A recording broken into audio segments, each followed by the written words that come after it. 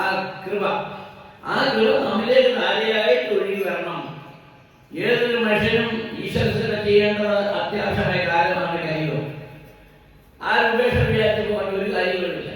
അത് പള്ളിയാകട്ടെ, അമ്പലമാകട്ടെ, ക്ഷേത്രമാകട്ടെ, ആശ്രമമാകട്ടെ, എവിടെയാകട്ടെ, ദൈവം നാം എവിടെ കേൾക്കുന്നോ അവിടെ നാം പങ്കെടുക്കണം. ആ യഥാർത്ഥ സത്യം നാം മനസ്സിലാക്കി ജീവിക്കണം.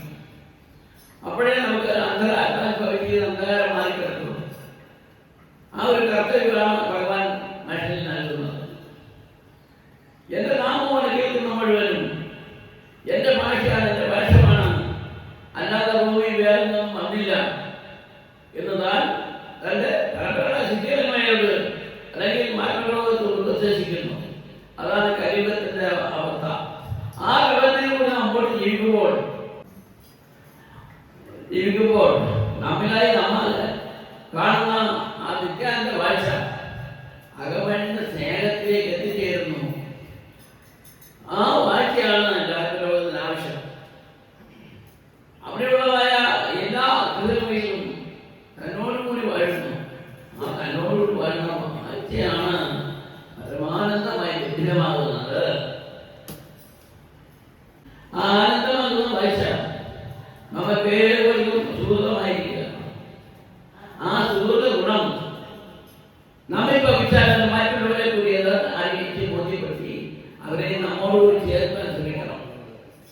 അവൻ നന്നാകരുത്, ഞാൻ നന്നാകാവൂ എന്നുള്ള ഭാഷ കൊണ്ടാൻ പാടില്ല. ആ ചിന്ത മനസ്സിൽ നിന്ന് അങ്ങനെയുള്ളവരിൽ മനസ്സിൽ നിന്ന് പിടിക്കണം.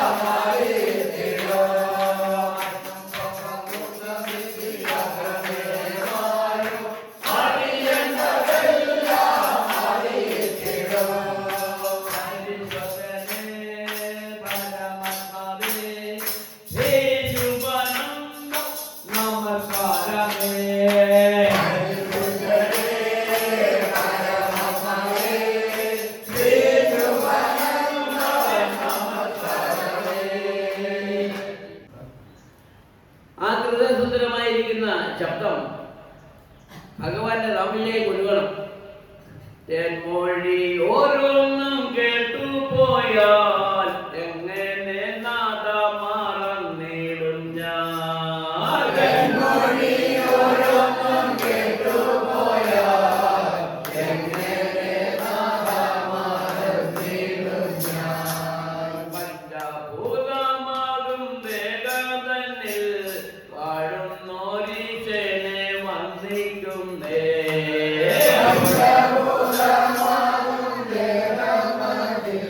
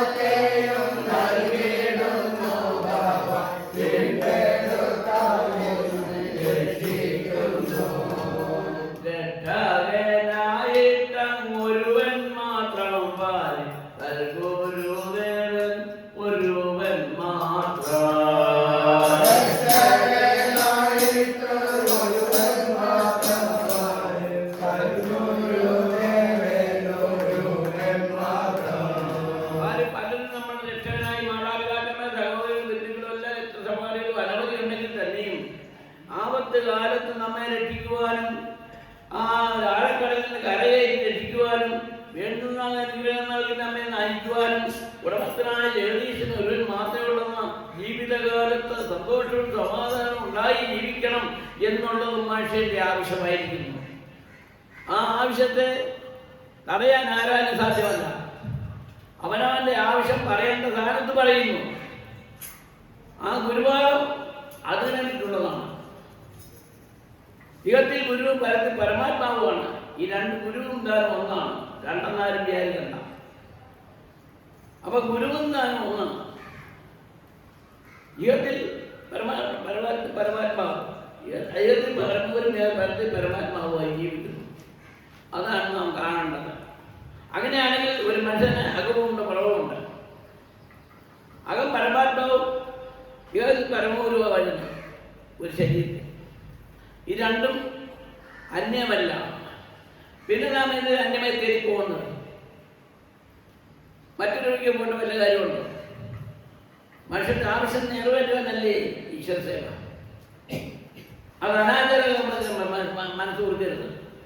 അതുകൊണ്ട് ഒരു ഫലവും മനുഷ്യനുണ്ടാകുന്നതല്ല.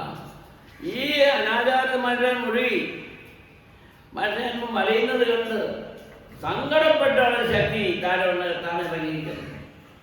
എൻ്റെ ശിക്ഷകളെല്ലാം നശിച്ചു പോകുന്ന താഴെ ചെന്ന് അവർക്ക് വേണ്ടുന്ന ഉപദേശം കൊടുത്ത് സ്വീകരിച്ചില്ലെങ്കിൽ എന്ന് തൻ്റെ പൂർണ്ണമായ അറിവ് ഓതിക്കൊടുത്ത് തന്നെ പോലെ ഭഗവാനെ പോലെ ഈശ്വരനെ പോലെ എൻ്റെ ശിക്ഷകളും വരണം. താൻ തന്നെ ചിന്തിച്ചു മാനസത്തിൽ താനിറങ്ങി സദാ വന്നതാണേ.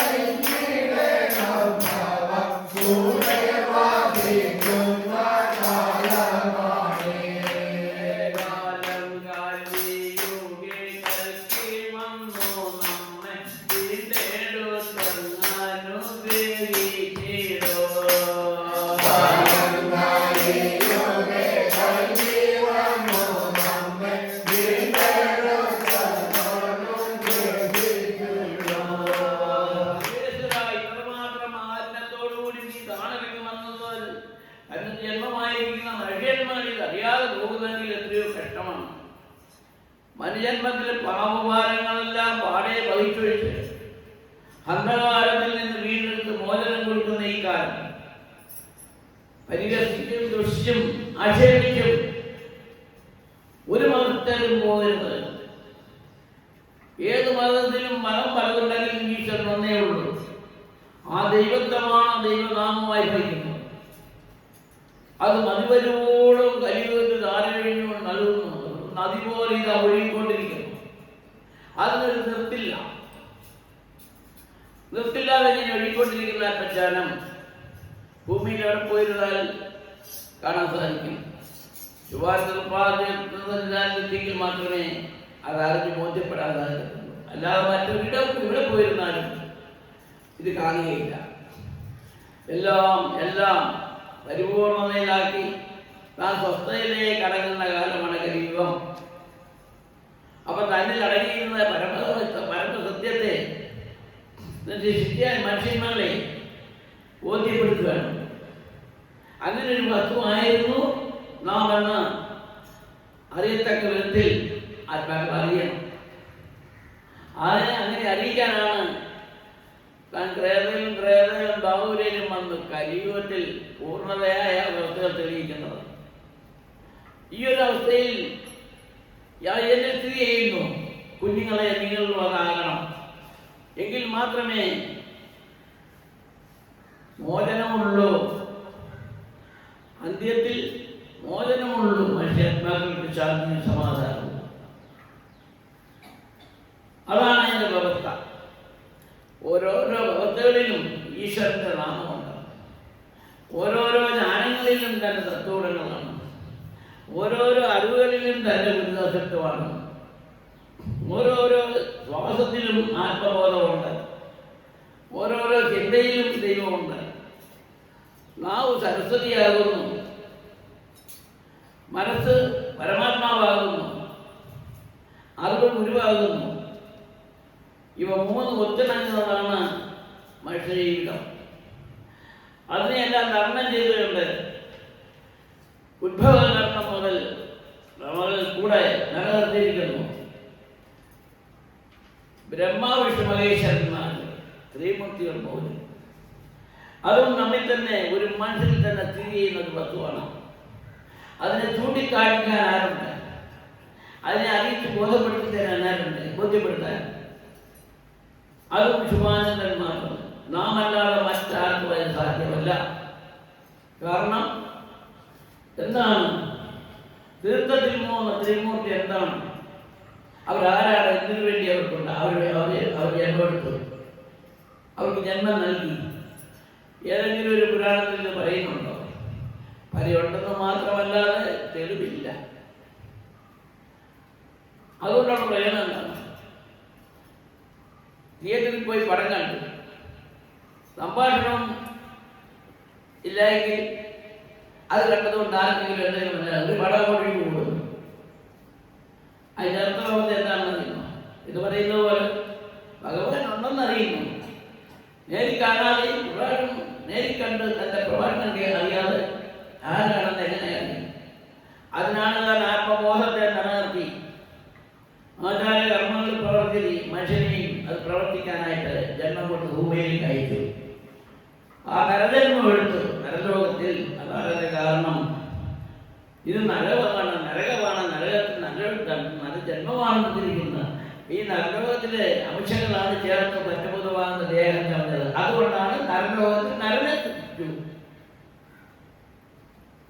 അതാണ് അതിന് കാരണം. അതിൻ്റെ പത്രാസനമാകുന്ന 5 ഭാഗ്യത്തെ സ്ഫുടം ചെയ്ത് അതിനെ ഊതി ജീവൻ കൊടുത്ത് ആത്മാവായി അന്തരാത്മാവിൽ പഞ്ചഭൂതമായ ദേഹത്തിലേക്ക് പ്രതിഷ്ഠിച്ചു. 5 മഹാതത്വം ജീവൻ കൊടുത്തു. അതുവരെയും ആ തത്വം തന്നെ നടന്നില്ല. താനായി രൂപാന്തരപ്പെടുത്തി ഊരി ആ വായു അതിലേക്ക് പ്രവേശിച്ച് ജീവനെ കൊടുത്തു കഴിഞ്ഞപ്പോൾ അത് ഉണർന്നു. അപ്പൊ 5 മഹാശക്തിയായി മാറി. 5 അവസ്ഥയിൽ അത് മാറിയിട്ട് പഞ്ചഭൂതമാകുന്ന ദേഹത്തിൽ അടങ്ങിയിരിക്കുന്ന ആത്മാവിലേക്ക് പ്രവേശനം ചെയ്തുകൊണ്ട് പാർക്കാന്ന് പറയുന്നു. ഞാനറിയാതെ അന്തരംഗേ ഈശ്വരൻ മണ്ണിത പ്രത്യക്ഷമായി.